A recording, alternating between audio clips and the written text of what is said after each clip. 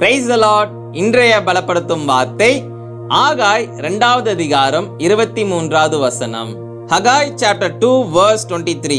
நான் உன்னை தெரிந்து கொண்டேன். I have chosen you. ஹல்லேலூயா.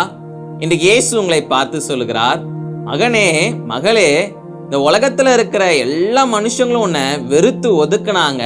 அவங்க எல்லாரும் உன்னை வேணான்னு சொல்லி உன்னை புறக்கணிச்சாங்க. ஆனா நான் உன்னை நேசிக்கின்றேன், நான் உன்னை தெரிந்து கொண்டேன் என்று இயேசு உங்களை பார்த்து வாக்கு பண்ணுகிறார். அவர் உங்களை பார்த்து சொல்லுகிறார், ஹல்லேலூயா.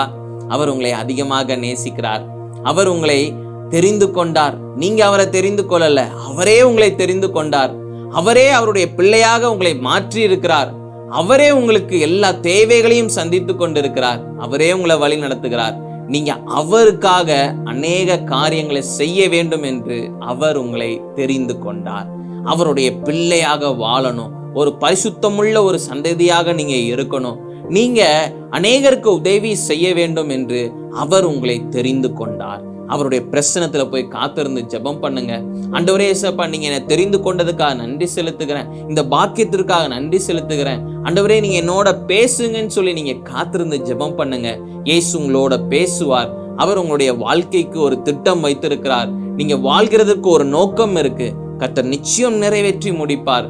அவர் உங்களுடைய வாழ்க்கையில உங்களை உயர்த்துவார். நாம எல்லாரும் கண்களை மூடி ஜெபிக்கலாம். எங்களை நேசிக்கிற நல்ல தகப்பனே இயேசுப்பா, மனுஷங்க எல்லாரும் ஆண்டவரே வேணாம் என்று புறக்கணிச்சாங்க.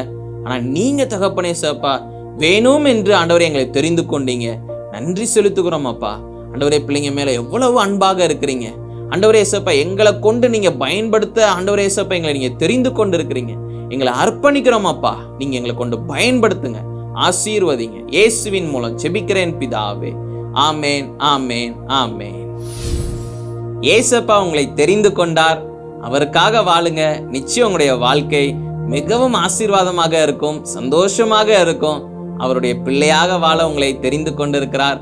அவருக்காக அநேக காரியங்களை செய்யுங்க. நிச்சயம் அவருடைய நாமம் மகிமைப்படும். அவர் உங்க மூலமாக பெரிய காரியங்களை செய்வார். God bless you. Have a blessed day.